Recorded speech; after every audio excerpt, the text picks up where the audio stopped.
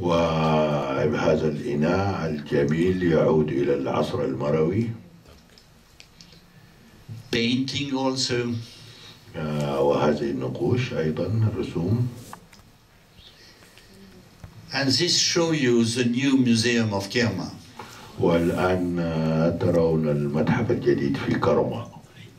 No, there is another building near the museum. It will be a Nubian center.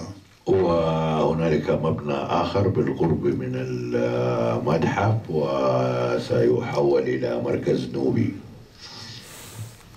Our mission is at the disposal, but the buildings themselves is under the responsibility of a Sudanese committee. The president is Cyril Khatim, General Cyril Khatim.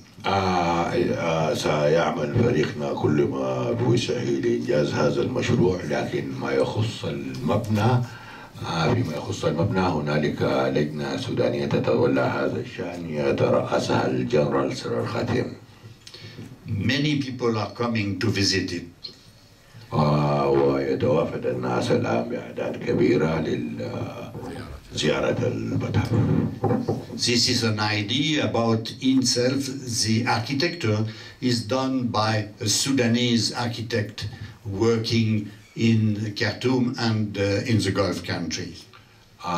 ومعمار هذا المتحف نفسه هو نموذج للمعمار السوداني، لأن المهندسين الذين صمموا هذا المبنى هم مهندسين سودانيين عاملين في الخرطوم والخليج. You can see in this case that we rebuilt a complete grave of 4,000 years ago. في هذا النموذج يمكنكم أن تروا أننا أعدنا بناء مقبرة تعود إلى 4,000 سنة. And this man have a mirror in bronze. وكان للرجل الذي دفن في هذا القبر كان لديه مرآة من البرونز. On the south side of the grave, you have this bucrania, this head of cattle, and this is remains of big dinner done thinking to the dead. وفي الجزء الجنوبي من المقبرة ترون ما يشبه رؤوس حيوانات، وهذه الرؤوس ترمز إلى حفل عشاء كبير جدا كرامة نظمت على في ذكرى هذا الميت. This karama still belong to the tradition of the Sudanese, and still today we have the same meetings. ولا زالت هذه الكرامة التي تقام على روح المتوفي جزءا أصيلا من التقاليد السودانية، ونراها تعيش حتى الآن وتمارس. The ceramic is one of the finest in the world, and the Kerma pots are very beautiful, and we have a very important collection in Kerma. الفخاريات التي تعود إلى مملكة مروي تعتبر من أجمل الفخاريات في العالم، وهي كانت جميلة ومطورة ويحتوي المتحف على العديد منها من الفخاريات في أشكال مختلفة. You can see that the statues are rebuilt. It was quite a problem because to rebuild a statue, it is a very complicated thing. ويمكنكم أن تلاحظوا هنا أن بعض التماثيل قد أعيد بناؤها، ولا شك أنكم تدركون أنها مهمة شاقة جدا، من الصعب أن تعيد بناء تمثال.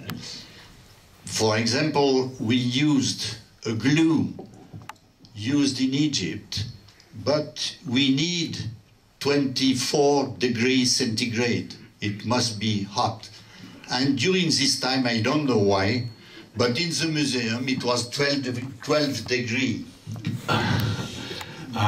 على سبيل المثال كان علينا أن نستخدم نوعا من الصمغ أو المواد اللاصقة التي استخدمت في أعمال مماثلة في مصر، لكن كان يجب أن تستخدم في جو في درجة حرارة تبلغ 24 درجة مئوية، لكن داخل المتحف في ذلك الوقت كانت درجة الحرارة 12 فقط.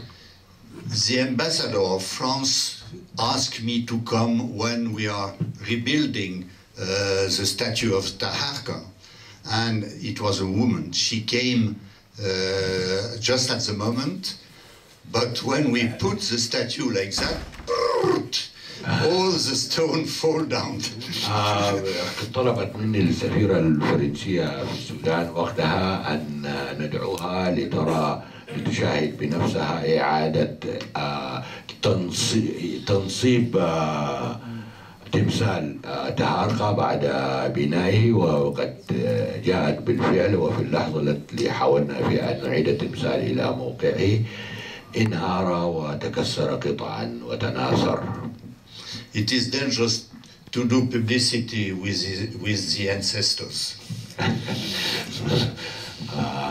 من الخطر أن تحاول أن تروج لشيء بالاعتماد على الأسلاف وأرواحهم. Well, I want not follow too long because it will give you the opportunity to discuss with all the problem connected with your history. لا أود أن أطيل عليكم، وأرجو أيضا أن نخوض جميعا النقاش حول هذا الأمر. Thank you very much. شكرا جزيلا. أن الحضارتين قد مضيتا وتقدمتا سويا، وليس من السهل أن نقول أن الحضارة السودانية قد سبقت المصرية أو العكس. You have men living in Sudan, men living in Egypt. And for the civilization, we know that the older civilization are in Middle East. That's mean Mesopotamia, Euphrates and Tigris, and it is not connected with Sudan or Egypt. طبعا كان الناس يعيشون في السودان وفي مصر، ونحن نعرف أن الحضارات الأقدم كانت في حوض المتوسط وفي بلاد بين الرافدين، ولم يكن لهما كليهما علاقة بالسودان أو بمصر. You have south of Turkey, for example, city and a state organization at 11,000 years before Christ. ونحن نعرف الآن أن هنالك في جنوب تركيا الحالية مدينة ونظام حكم وحضارة تأكد أن تاريخها يعود إلى 11,000 سنة قبل ميلاد المسيح. We have surely villages during this period in Sudan. Actually, we found one of 10,000 years ago. But وبالتأكيد كانت هنالك قرى في نفس هذه الفترة في السودان، وبالتأكيد فقد عثرنا على قرية يعود تاريخها إلى 10,000 سنة قبل الميلاد. Probably not with the same organization.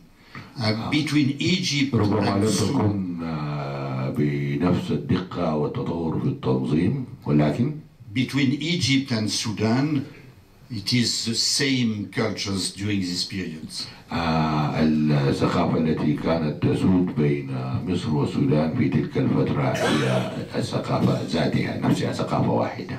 For example, actually in Abydos, the German found a very old human organization with grave, with